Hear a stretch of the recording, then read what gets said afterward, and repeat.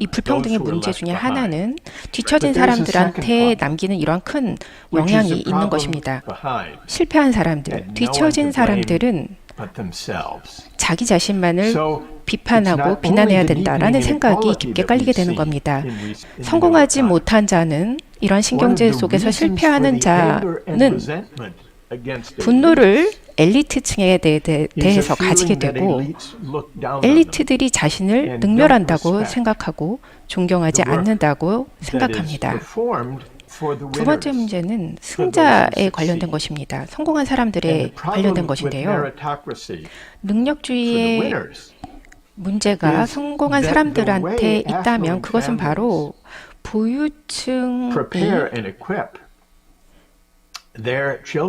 그들의 자녀가 입시에 성공하도록 준비를 시키는 겁니다. 그래서 입시 성적을 좋게 경쟁을 하도록, 예를 들어서 수능에서 점수를 많이 따도록 부모들이 자녀들에게 많은 교육 지원을 한다는 겁니다. 그 과정에서 학생들이 많은 압박을 받죠. 1, 2년 동안 시험을 앞두고 받는 압박이 아니라 자라면서 내내 수년간 스트레스를 받습니다. 바로 우리는 젊은 세대, 즉 그렇게 많은 스트레스와 압박을 받으며 자란 자녀들을 키우고 있다는 겁니다. 그들이 성공한다 하더라도 그들은 이 경험으로 많은 상처를 입게 됩니다. 이 상처받은 승자, 바로 이것이 두 번째 능력주의의 문제라고 생각합니다. 미국에 대학 입학 시험이 있고 한국에도 수능이라는 입학 시험이 있는 것으로 알고 있습니다. 지난주에 이 수능이 있었던 것으로 알고 있는데요.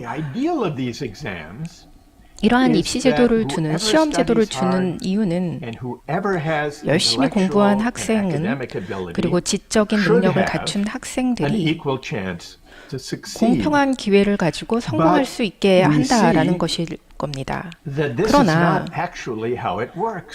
그렇지만 사실은 꼭 그렇지 않다는 것을 우리는 알고 있습니다. 왜냐하면 어떤 속임수가 없어도, 부정이 대학 입시에 없어도 대학 입시가 공정하게 진행이 되어도 여전히 좋은 점수를 받는 학생들은, 미국은 특히 그런데요, 부유계층의 학생이라는 겁니다. 부유계층의 자녀가 훨씬 더 좋은 성적을 받는 상관관계가 있다는 겁니다.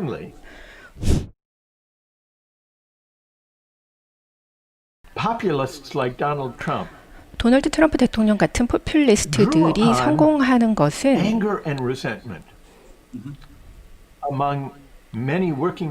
많은 근로자층의 분노 때문이었다고 저는 생각했습니다. 많은 사람들이 대학 학위를 가지지 못하고 있는데 이들이 분노가 바로 트럼프 대통령을 당선시켰다고 생각했습니다. 그리고 이렇게 포퓰리즘에 어필하는 것, 그리고 엘리트층에 대한 반발이 불평등의 심화와 관계가 있다고 생각했습니다. 그리고 또한 성공에 대한 우리의 태도와도 관계가 있다고 생각했습니다. 승자, 즉 상류층에 머무르고 있는 자들이 성공에 대한 태도가 바로 이런 것과 연관이 있다고 생각합니다. 또한 경쟁을 치러야 하죠. 우리가 성공하기 위해서는요. 이러한 경쟁이 엄청난 압박을, 그리고 스트레스를 성공한 자들에게도 주고 있다는 겁니다. 이 두 가지 현 사회의, 그리고 현 정치의 특징이 바로 제가 다루고 싶은 주제고 왜 이런지 이 책에서 설명하고 싶었던 것입니다. 미국은 굉장히 강력한 개인주의 그리고 능력주의로 대변될 수 있는 나라라고 생각합니다. 많은 국가가 불평등의 심화를 겪고 있다고 알고 있습니다. 그런데 굉장히 놀랍게도 사회 상승 이동은 굉장히 적습니다. 우리 미국의 경우는 아메리칸 드림을 굉장히 자부하지만 사실 미국에서 한 세대별로 상승 이동의 가능성은 점차 줄어들고 있습니다. 유럽 국가도 그렇죠. 한국이 어떤지 잘 모르겠지만 제가 말씀드린 경향성이라고 했을 때 능력주의에 대한 경향성이라고 할 때 한국에 대한 저의 인상은 굉장히 그 능력주의 사회라고 생각이 됩니다. 저는 한국의 수입 면에서의 불평등이 미국만큼이나 굉장히 뚜렷하다고 알고 있습니다. 그리고 또한 많은 압박이 어린 학생들한테 주어지고 있다는 것으로 알고 있습니다. 학생들이 좋은 대학을 가기 위해서 많은 압박을 받고 있죠. 한국과 미국이 다 마찬가지인 것 같습니다. 이러한 차원에서 저는